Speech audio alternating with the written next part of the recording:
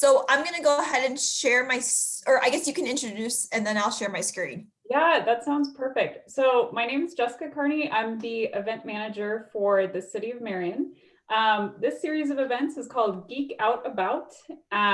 It's a series where we dive really deep into one particular topic. So not all the topics are related, but we invite an expert about a certain topic to come speak to us. This is the last event in the first part of the series. And right now I'm working on some future events for the series. We're thinking about some topics like grilling, like really like detailed stuff, like how to smoke different cheeses and all kinds of crazy stuff like that for some of the ones going into the spring. So if you have any ideas, feel free to email me. My email is jcarney, just C-A-R-N-E-Y at cityofmarion.org, or you can pop them in the chat box today. But for today, I'm really excited to talk about nutrition. We have Nicole, who's a dietitian with Hy-Vee, here with us. So the format of the event is going to go like this. So Nicole's going to start by going over some general information. While she's talking, at any point, go ahead and put your questions in the chat, and I'll keep an eye on those so we can kind of pause as we're going along and ask questions and just keep it conversational. So it won't interrupt if at any point you want to type a question into the chat box. We'll just keep that off to the side. But anyway, Nicole, I'm really excited to have you here. Thank you for joining us today. Yes, I'm excited to geek out about nutrition. Yes, it's a little cliche, I know, to do it in January, but I think that's what a lot of people are interested in right now. Yes, I agree. It's a very common topic right now. So right, we're excited. Okay, so you've got some slides you're going to show with us, it sounds like. Yes, it says that I host disabled participant screen sharing. Oh no, hold on, give me just 1 second. It shouldn't be.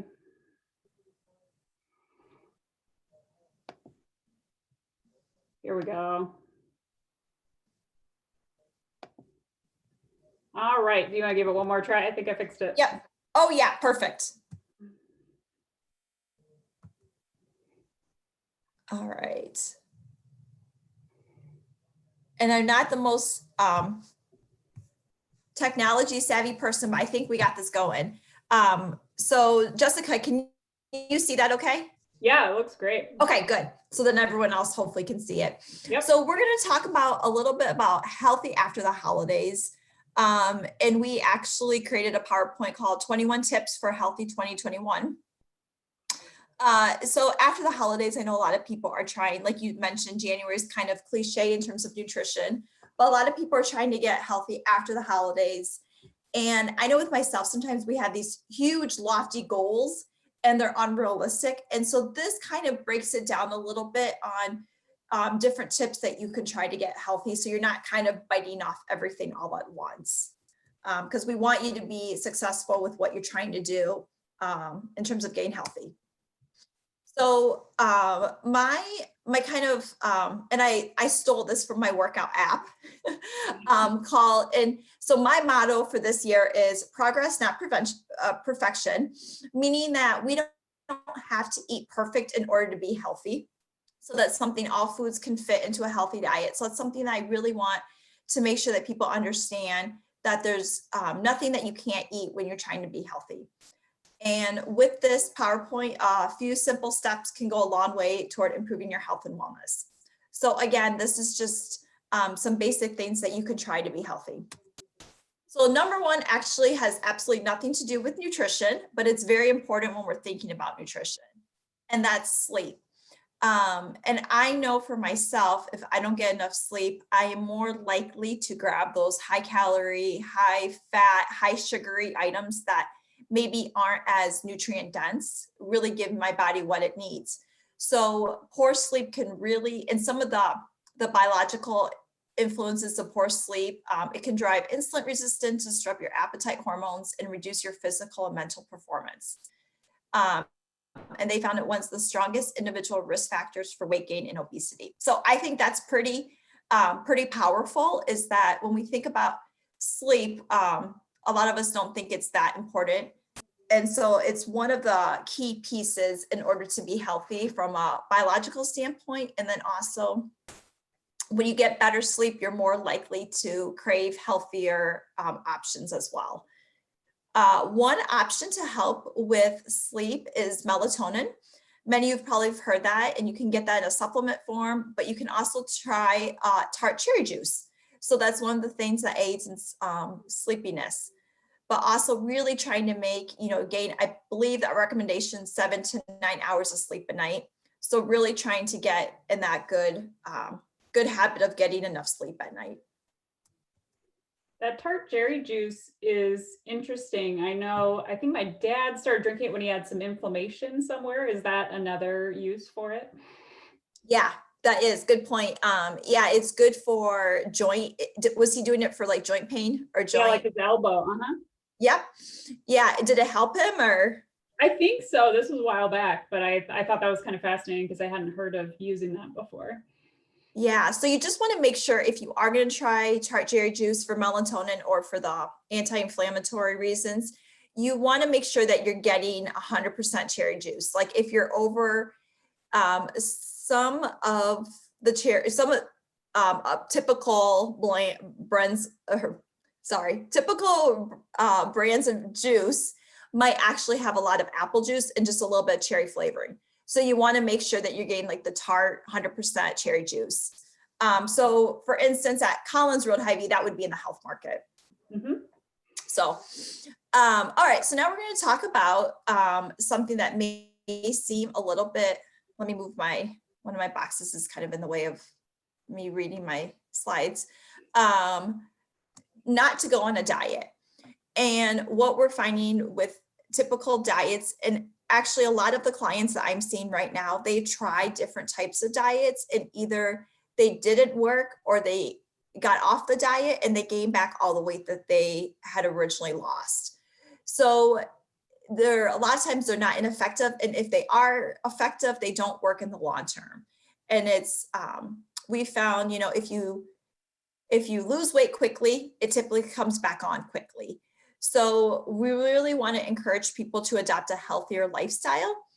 And right now we're doing free discovery sessions with at the Hy-Vee. Hy-Vee dietitians are doing free discovery sessions. And at the end, I have some contact information, but a free discovery session is just really either virtually or in the store talking about what we can do to help you. So you kind of go over like some of your ultimate goals and we talk about things that we can do to help with those goals. And so that is a free 30-minute session that you can do with us. So again, really trying to encourage those healthier lifestyle changes and not just a quick fix. Because as we know, there are no quick fixes.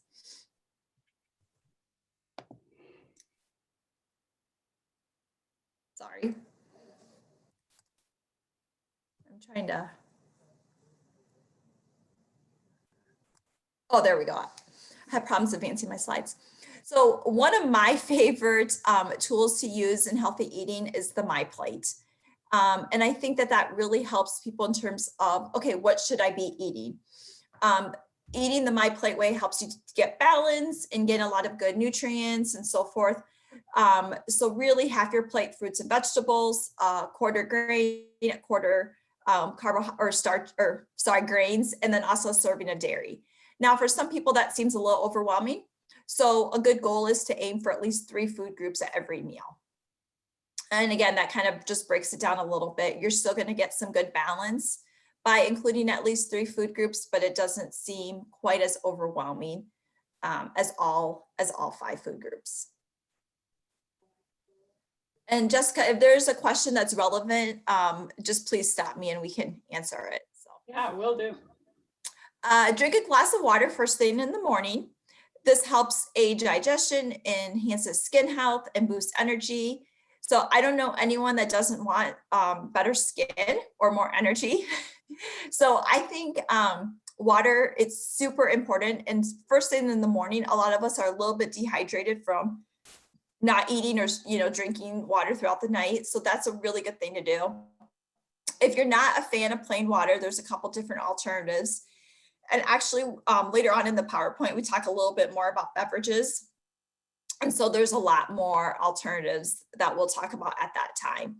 But again, drinking that water first thing really does help us. All right, so this is something that is probably maybe counterintuitive to some people. We want to make sure that we're including healthy fats. And fats, decades ago had a really bad rap. And now we're realizing that fats are super important for our health. So they're really good for our heart.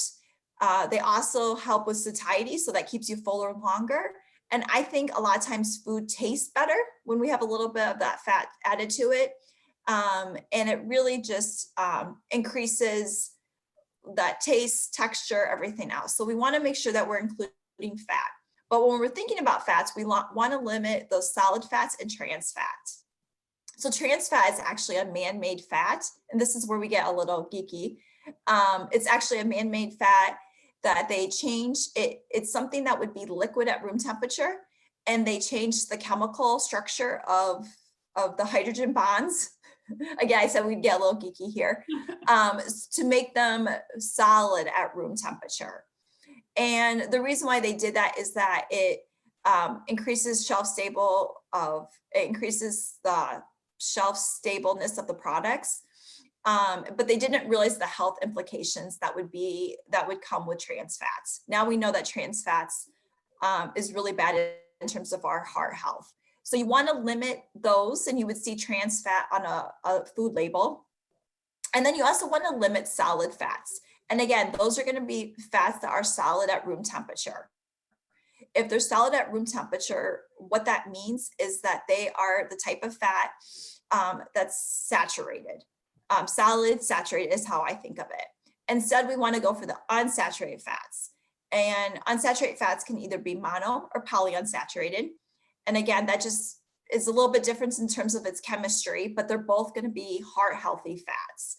So those are going to be nuts and seeds, olives, olive oil, canola oil, soybean, sesame oil, avocado oil, and walnut oils. And then avocados and flaxseed.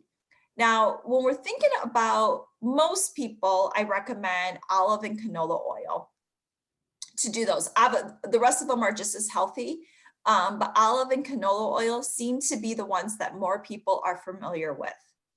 I love olive oil if I'm going to do something that I want that taste of olives, like if I want that olive oil flavor. Canola oil has a neutral flavor. And that's why canola oil, if you buy like a box of brownie mix, usually it calls for like canola oil or vegetable oil. And that's because it has a neutral flavor to it. If you put olive oil in brownies, it might taste a little off. So if you don't really like the taste of olive oil, I encourage you to try canola oil. It's another really good heart healthy oil, and it's very neutral in terms of the flavor. The other thing that's not on here that's a good healthy fat, and we'll talk about a little bit later in the PowerPoint, is fish. Fish is another that has really good heart healthy properties to it. What are your thoughts, Nicole, on coconut oil? I know that's one that is solid at room temperature, was really, really popular for a while, maybe a little less so now. Any opinion on that? So my thought with coconut oil, I haven't really heard enough benefit to convince me that it is such a good heart healthy oil.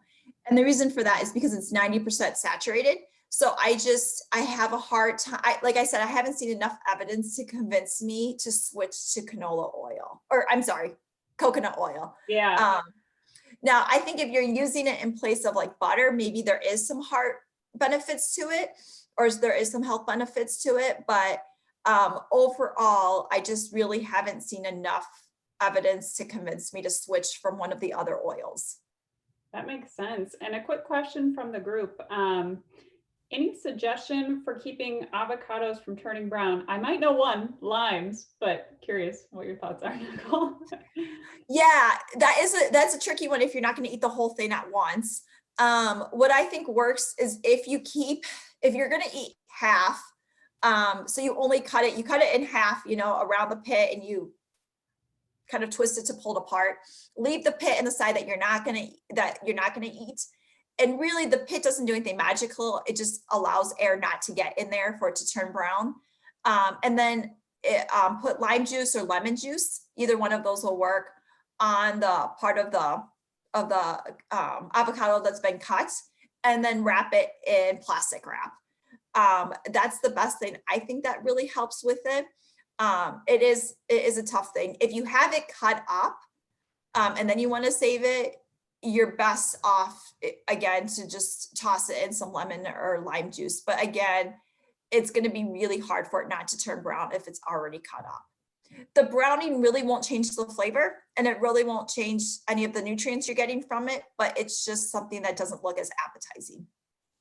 I know I don't have that problem, but only because I usually eat the entire thing at once if I open it. Yes. Oh, I have another good solution too, speaking of that with avocados, is that we do have, it's called holy guacamole, and it's in the produce department, kind of by the hummus, and they have little avocado cups. So it's about half an avocado is in a little cup, and it's been sealed in a way so it doesn't turn brown.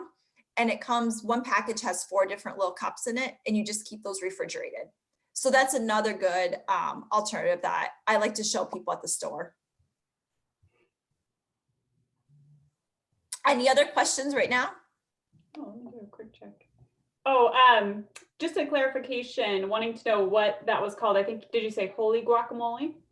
Yes. And there's probably other brands, but I think holy, I think it's spelled WHOLLY. Perfect.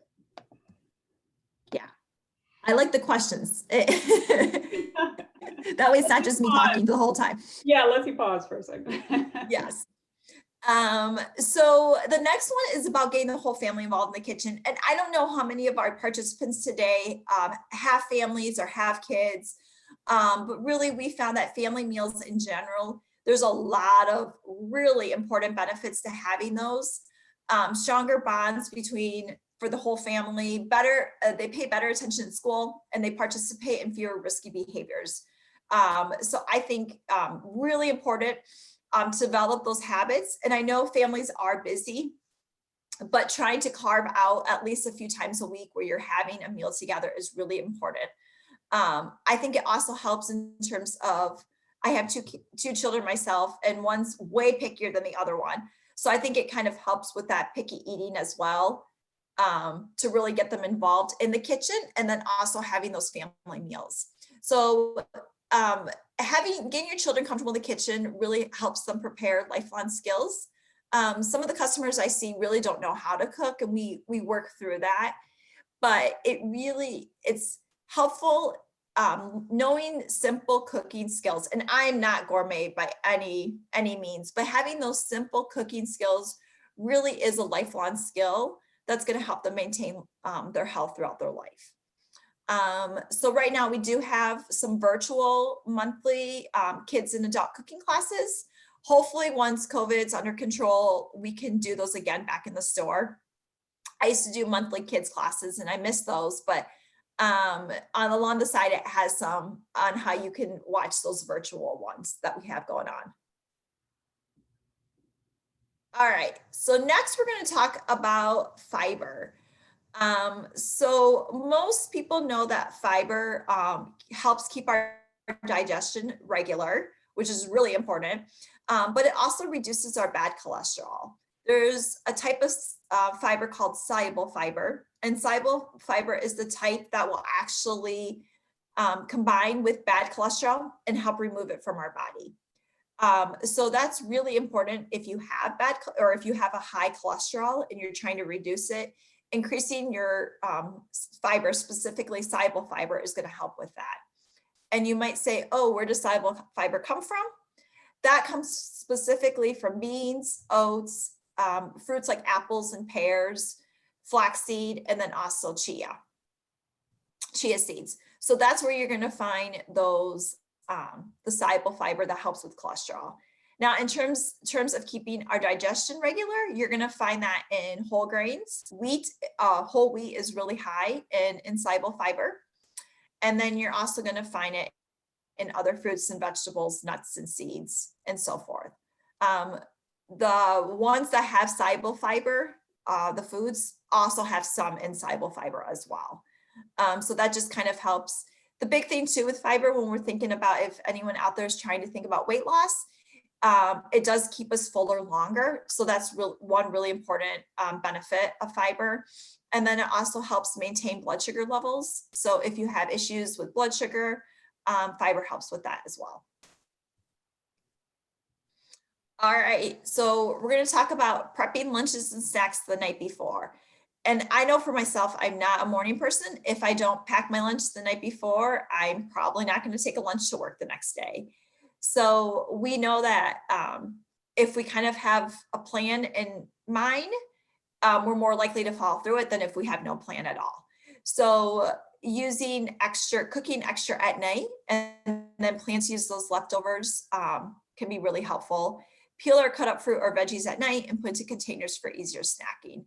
And these Ziploc little, I think they're called twist and seal maybe, are really, twist and lock, sorry, are really helpful for that. But so yeah, so that's the big, so just having that plan in place and then following through it really helps if you do it the night before. All right, so along with packing lunches, and I should say, even for people who are working at home, they found that it's really helpful even if you pack it and just leave it in your fridge, you're more likely to eat it than grab something else at home. So even if you are working from home, it's still a great idea if you can put it in little containers the night before for your lunch, even if you are at home. Same thing with snacks. So the perfect snack is going to combine both protein and fiber, which would have carbohydrates to satisfy you till your next meal. So both protein and fiber keep you fuller longer. So there's nothing wrong with having just an apple by itself, but if you incorporate a protein with it, you're more likely to stay fuller longer than if you had it on its own. So there's just some different ideas down there of combining that fiber or carbohydrate with some protein. I know I do that. My husband thinks this is really weird, but if I'm having cereal, I'll put like a little bit of peanut butter in it, kind of, I guess, thinking, like not really thinking through it the way you just explained, but kind of for that reason where I just don't feel full if I just eat the cereal. Yeah, and that makes complete sense. Yeah. Yeah, that protein would keep you way fuller because that cereal is just carbohydrates. So by having that protein with it. Yeah, the consistency is a little weird, I'm not going to lie, but it does work to keep you fuller. I love to put protein, or I love to put peanut butter in my oatmeal. If you heat up a bowl of oatmeal and then you stir in the peanut butter and it just melts into it, it's really good. And then adding bananas on top. But I've never done it in cereal. I'll have to try that. So when we've already talked a little bit about heart health, and I mentioned that we were going to talk more about the heart health properties of fish. So typically when we think of fish being good for our heart, we think of red, flesh, fatty fish. I know that's a mouthful, but that's typically going to be when you go up to the seafood counter and you see fish that's red. Tuna steak usually has a nice bright red color, and salmon fillets, those also have a nice pinkish red color. Those are going to be the types that are going to be better in terms of having those heart healthy fats. Now, there's absolutely nothing wrong with white fish like tilapia and cod. Those are also very good fish to do, but they're more lean proteins, which means that they don't have those heart healthy fats, but they're still a great source of protein and still really good for you. But the fish that are going to be more those omega-3 fishes, the heart healthy fats are going to be usually salmon and tuna are the ones that we think of. But again, you can also think of red flesh, fatty fish. Those are also really healthy to get in a can as well, or a pouch. So right here, you see that we have little packets of the pouches of tuna, salmon as well. So you don't have to always just get the fresh or frozen ones. You can get them in convenient little pouches. And I know some of the tuna fish in the pouches come in different flavors and have different options in terms of like making it a whole meal. And so those are really good to utilize as well. the American Heart Association recommends eating seafood twice per week. And I know for myself and my family, we don't get that recommendation. We're lucky to get it twice a month. But that is the recommendation to try to kind of shoot for. So a question from the group, the farm raised versus wild caught fish, does that make any difference? Good question. So typically the wild caught is probably going to be more, it's probably going to have a little bit more of those omega-3s than the farm raised ones. So I typically buy the farm raised ones just because I tend to like it being skinless. Like to me, it's convenient for it to be skinless, easy to prepare. But if you're looking at a truly the omega-3 options, the wild ones are going to be a little bit higher in omega-3s. Now, I don't know if it's enough of a difference to really, the difference isn't huge, I should say.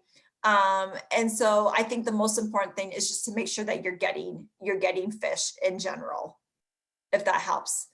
Does that help answer that question? The person that asked that. I think so.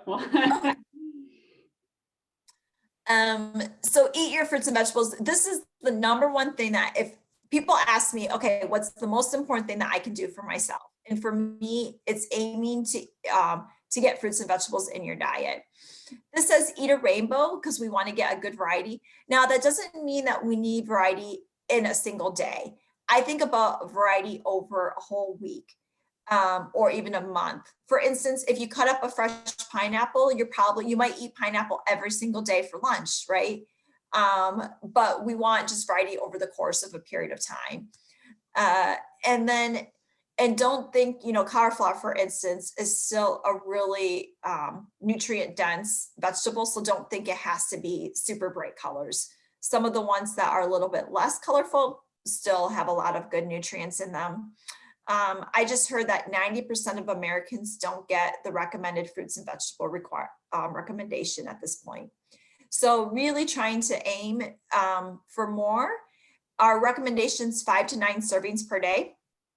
I try to keep that just to 5 servings because when I tell people 5 to 9, that the 9 number freaks people out. But that would be 5 servings total of fruits and vegetables. So maybe today you're going to do 3 vegetables and 2 fruits, and tomorrow it's going to be 2 vegetables and 3 fruits, whatever it is. But we want to try to get about 5 per day. And if you're not doing any right now, I encourage you to maybe make your goal 1 per day. Take baby steps with it. Remember, progress, not perfection. So knowing that 5 is the recommendation, just kind of try to work your way up to that. Is it maybe helpful to do like a meatless day or 2 a week to try to sneak a few more of those veggies in? Yep, that's one of the tips. Perfect. Yep, we'll get there. Yeah, you're just right on you're thinking right the way that we are. So good. Move more, sit less. So again, start by doing what you can. And really when you start activity, sometimes if you start off too gun-ho, what happens is that you get really, really sore and then you don't want to continue to do it. So we really want you to try it. If you're not doing any exercise right now, we really want to try to have you do ease your way into it. And I know it's hard right now in winter to exercise outside, but there's a lot of really good apps and even some good free. We have some free things here that are listed. And so really trying to ease your way into getting some exercise. 30 minutes a day is what's recommended. And I heard something so really what we're asking you to do is to sit or sleep for only 23 and a half hours and then exercise for half an hour. So when you think of it that way, it does seem like, okay, I should be able to get 30 minutes in. Not that I am perfect by any means with that, but another way to think of it, and this is what I kind of try to do. My goal is in a week to do 2 hours and 30 minutes. That to me seems a little bit reasonable. That way, if I do skip a day, I don't feel bad, just knowing that my total goal for the week is 2 hours and 30 minutes. And again, don't beat yourself up if you're not going to, if it's really hard for you. If you failed in a week, don't worry about it. You can always start over the next week. The best thing too is to pick an activity you enjoy. If you dread doing something, you're probably not likely to stick with it. So really try to find something that you enjoy, and that's probably one that you're going to stick with longer. One quick question from the group, just back to the fruits and vegetables topic real quick. Oh, sure. They want to know what qualifies as a serving of vegetables. Oh. I'm really glad you asked that, because I totally forgot to mention that.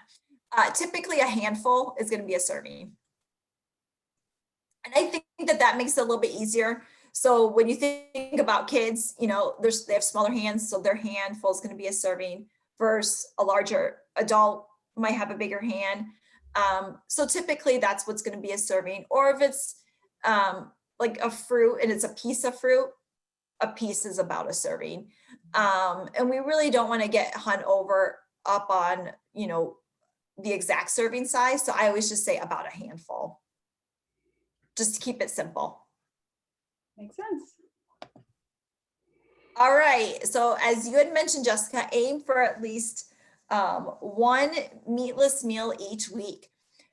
So you want to build your meal around beans, vegetables, whole grains, fruit, and other plant-based proteins. There are some plant-based proteins, like kind of like alternatives to the side, some different pictures. And I know, like, for myself and actually my husband too, we really like the Morning Star black bean burgers. And they say spicy on them, but they're not. I don't like spice, and they really aren't that spicy, but they just have a good flavor.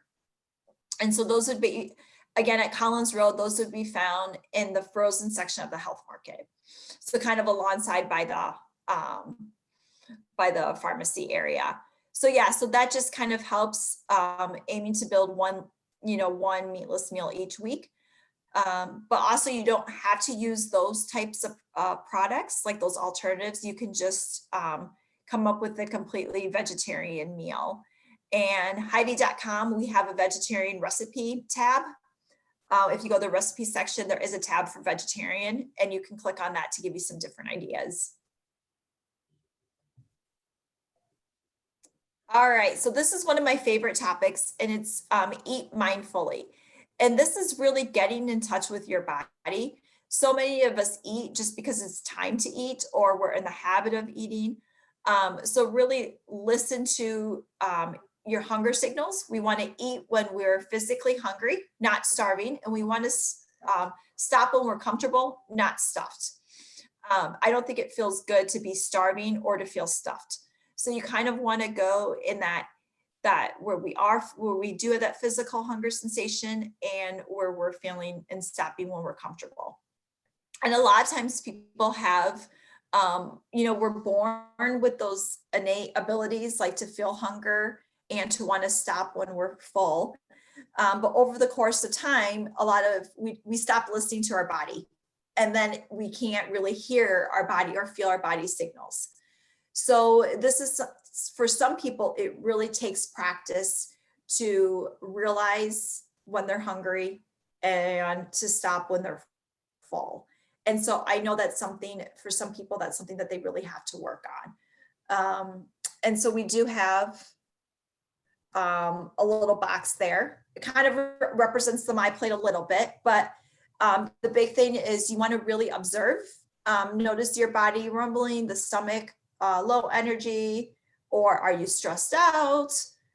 Is your stomach full? Is it empty? All those types of things to observe. And then in the moment, we really want to eat without distractions. So I know a lot of us eat at our desk when we're working, or we're eating from the TV. So try to be fully present when you're eating, and really try to taste every single bite. And I know that sounds funny, because you're like, well, I am tasting every bite. But a lot of times, most of us really aren't. We're just kind of shoveling it without thinking. Another thing that I've heard, a good tip, if you really want to practice this in the moment and savor savoring is that you put down your fork in between every bite and you chew your food and then you put another bite in your, or another mouth, in your mouth, only when you're done chewing that food. Because if you think about, some of us actually are still chewing and we're adding more food to our mouth. So really trying to put down your fork and be mindful of that can really help. And that's going to help with the savoring the food. We're more likely to enjoy food if we eat it slowly, we savor it. And then again, be non-judgmental, speak mindfully and compassionately. Notice when you shouldn't, notice when shoulds, rigid rules, or guilt pop into your mind. So I really try to encourage people to not allow, or to help them to not feel guilty over anything that they're eating. I think that's become really important. And then also legalize all foods. And I mentioned this earlier, all foods can fit into a healthy diet. So try not to be too hard on yourself or tell yourself that you shouldn't have certain foods. I do think that's an interesting topic, because you think of something like, I don't know, the most extreme junk food I can think of, like squeezed cheese or something like that. Like, is there anything that you would put on that list of you should totally avoid it? Or is that just not really, quite the right attitude to have? I wouldn't necessarily put anything on the list, but I would put portion sizes on the list. And if Cheese Whiz, you're going to overdo it, then maybe for you, that's something you just don't keep in your house and you don't have it very often. But a lot of times when we put something on that list that we shouldn't have, then we feel deprived and we want that item even more. Mm-hmm. It's kind of like the forbidden fruit. But yeah, so I think like when you talk about Cheese Whiz, for instance, and I always say the most dangerous thing you can do is sit down with a block of cheese, a knife, and a box of crackers. Because what happens, you're probably going to eat way more. It's going to be hard to control your portions. And so I think that's the biggest thing, is really portion control with any food you're eating. Definitely. But does that help a little bit? Yeah, definitely. I just, I think that makes perfect sense. I just always wonder, like, aren't there a few foods we should take out completely? But I know what you mean when you say that kind of puts them on a pedestal in a funny way. Yeah, exactly. Like the one day we just got in like new flavors of Twinkies at Hy-Vee. And I was like, I don't even remember the last time I had a Twinkie. And my kids have never had a Twinkie. Just because it hasn't been something that I thought about buying. So my husband, and so we were joking about that with my coworker, and then I got home that night and my husband had bought a box of Twinkies. And so I took a picture. I was like, oh, I guess my kids have had Twinkies now. But it was just funny how, he's like, oh, I cut it in half. They only each had half. I was like, oh no, it's just funny that, how some of those foods we think of as like, you should never eat, and really it's okay to have them. Yeah. So the next one, again, isn't really about nutrition, but it's just in general, practicing self-care. Take a little you time to recharge, go for a walk, run, meditate, or just enjoy a bubble bath. So just something not really with nutrition, but just in general. All right, so now we're going to talk about vitamin D. So that's also known as the sunshine vitamin because we naturally get it from the sun. An estimated 40% of the population is vitamin D deficient. So it's a very common issue in the Midwest. The reason why we care about vitamin D is that it really helps the absorption of calcium. It's really, really important for bone health is what it comes down to, but it also helps with the immune system function. So there's different ways that you can supplement with vitamin D. If you're also not getting enough calcium in your diet, it might be, which would be about 3 servings of dairy a day. It might be helpful to do a calcium plus vitamin D just in one tablet. So then that way you're getting enough of both of those. But that's again going to be more for bone health is the big thing there. All right, so now we're going to talk about fueling your workouts. So you really want to make sure that you have enough gas in the tank, so to speak, before you're going to work out. So if it's, if you have 1 to 4 hours before a workout, we recommend a carbohydrate-rich meal or snack. If you're more at the 4-hour mark, it's probably going to be more like an actual meal. if you're at the 1 hour mark, it might be more of a snack. So kind of depending on how you are and then how vigorous your activity is. If you're just going for a walk around the neighborhood, you probably don't need to worry so much about what you're eating before you exercise. But if you're going to be doing something really strenuous or intense, you're going to, sometimes there can be some GI upset with exercising and eating too close to the exercise. So it kind of depends on what you're doing there. We do recommend a protein-rich recovery snack, and that's going to help with, it's going to help refuel our muscles and our liver. Our liver can actually put out energy while we're exercising. So we want to refill that after we're done exercising. So that would be like protein rich. And they found something like chocolate milk is a really good balance of carbohydrates and protein to help refill those glycogen stores. So the glycogen stores, all it is a storage form of glucose. So when we exercise, glucose is our preferred energy source. And so if we have glycogen in the store, we can kind of break down, our body can break down the glycogen and use glucose as energy. So that might be way more information than you want to know. But that's why it's important to, a recovery snack would include protein and carbohydrate. So eating regularly is really important. That kind of helps fill your body every 3 hours to keep energy levels high and optimize the recovery. And then again, we want to stay hydrated, which we talked about at the very beginning, because it's so important. All right, this is where we talk about rethink your drink a little bit. And I think there's more, we have more options on this slide in terms of if you're not a huge water drinker, what can you drink instead? Now, I think it is important for people to get used to drinking plain water.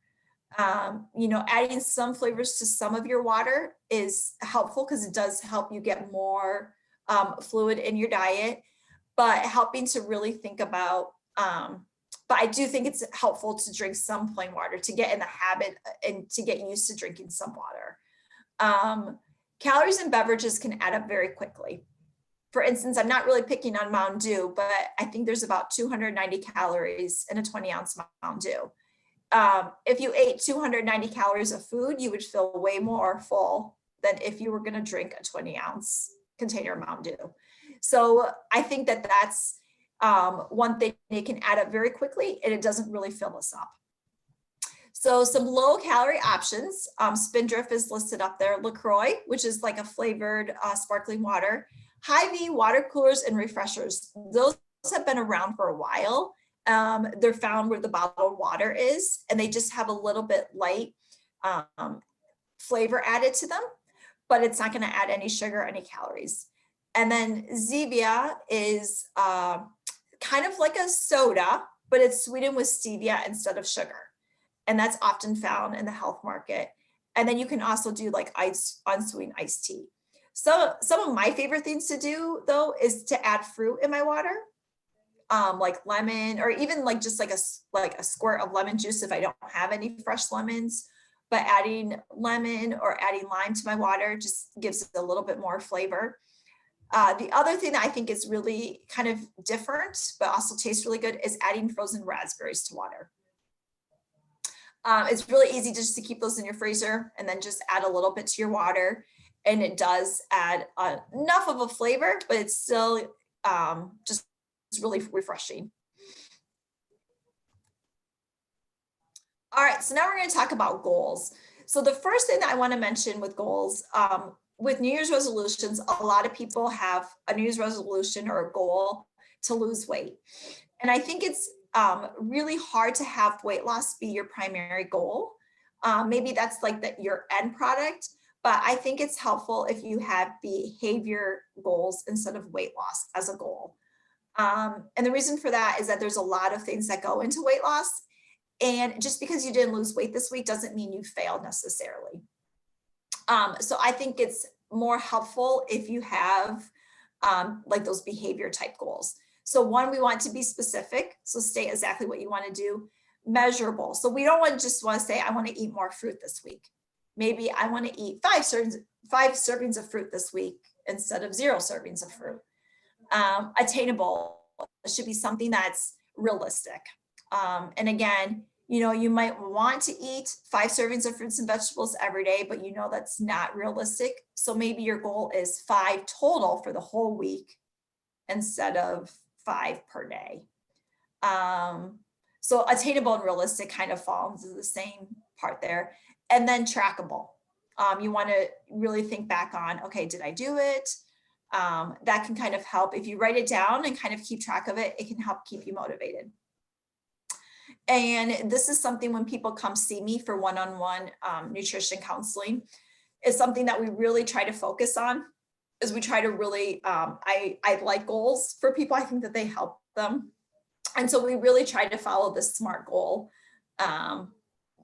strategy and technique with it. All right, so now we're going to talk a little bit about protein. So we want to aim for about 20 to 30 grams of protein at each meal. I think that can be really, really helpful. Sometimes people, when they come see me, they're eating really light lunches is what I have found. And a lot of times people are getting enough protein, but they're not spreading it out. They're eating it all at nighttime because that's when they're eating their main meat source, or they're trying to get their protein at night. And we really want to try to incorporate it throughout the day. So by having it a little bit more substantial protein source at lunch seems to really reduce sugar cravings later on in the day as well. So that's another good reason to do it. Same thing with breakfast. If we're getting more protein at breakfast, we're more likely to kind of stay full later on. It'll keep us through till our snack or till lunch. So those are kind of talks about some benefits to protein. But again, most people get enough of protein in a day, but we're just usually not spacing it out throughout the day. And then if you want to look at, there's different protein sources that we have listed there. Some things that you might not really think of. Nick sticks are kind of fun, interesting product. It's kind of like a beef jerky, but they're a little bit in terms of being like less processed.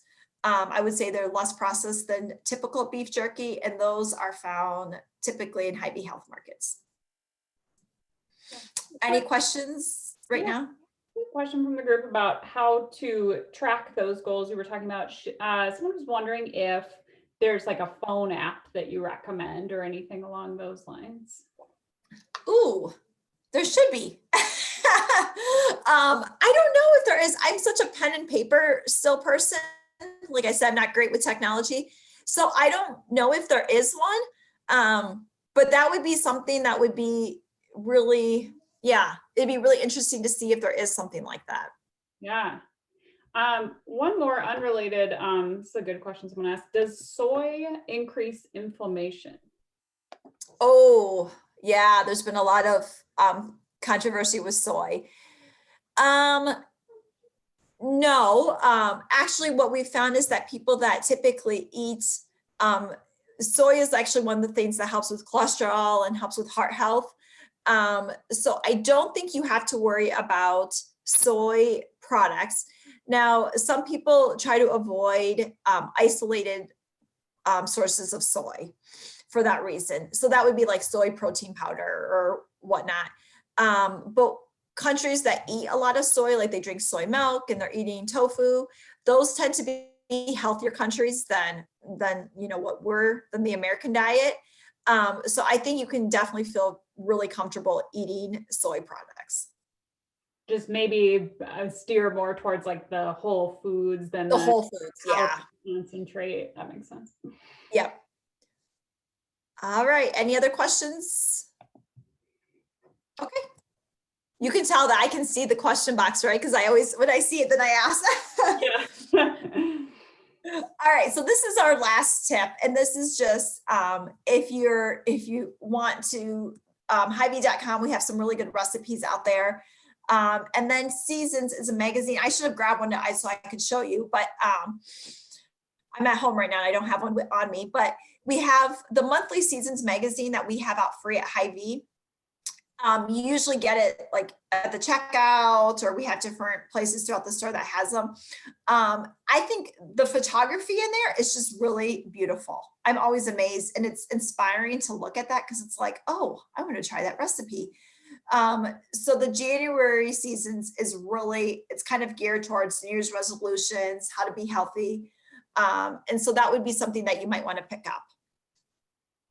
And then, like I said, that's my last tip, but I do want to tell you about a new service that we just started offering at Hy-Vee. And I had my first customer today do this, and it's called Healthy Habits Menu Program. And what it is, it's 4 weeks worth of menus. So you come in, well, we can do it virtually or at the store. So we meet once a week. For first appointments, 30 minutes. After that, it's 15 minutes. And we go over the menu that you're going to have for that week. So the menu outlines breakfast, lunch, dinner, and then there's 2 snacks as well. So it tells you exactly what to eat for breakfast, for your snack, for lunch, for your snack, and then for dinner for 7 days is the first week. And then, I mean, each week is 7 days. So it's for people that are trying to, maybe they have issues with portion control. They want to lose weight, or they just want to learn how to eat balanced. You're not meant to be on this program necessarily forever, but it does give you kind of, it helps you to build those healthy habits on what would be a good balanced meal. So first of all, what we do is we figure out we have different calorie levels. So based on if you want to gain weight, maintain weight, lose weight, I would calculate or any dietitian would calculate your energy level and then give you that calorie level that would work for your goals. And then we just meet and we go through what you would eat for that upcoming week, and then do that for 3 more weeks. So the fees for that is $99. It does not include any food. It just includes the actual menus. But the menus are real food. Like sometimes you have these programs where it's a lot of like shakes and drinks, and sometimes that works for people.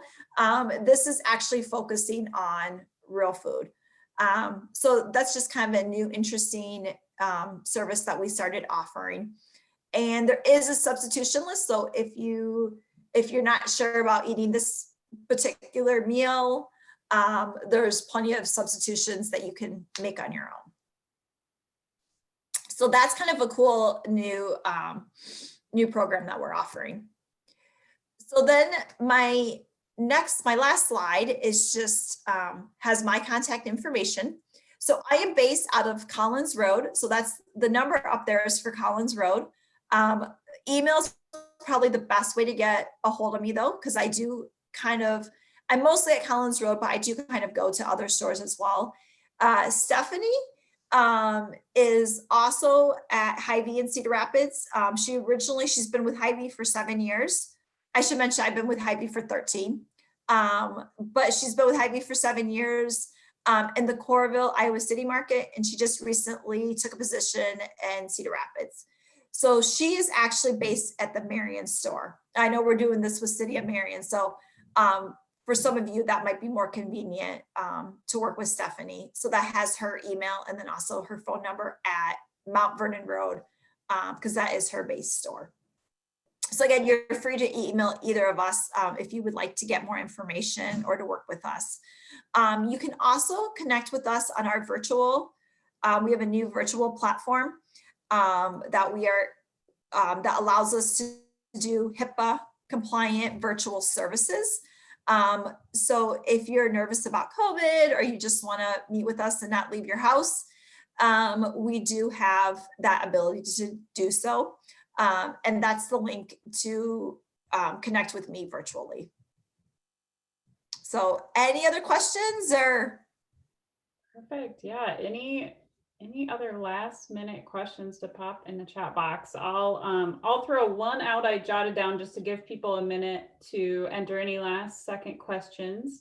I was just going to ask about vitamins. I'm sure you don't want to throw out lots of general recommendations to take vitamins because there are lots of considerations with medications and that kind of thing. But are there any like really vitamin rich foods that are full of foods or I'm sorry, full of vitamins people might be deficient in that you generally recommend?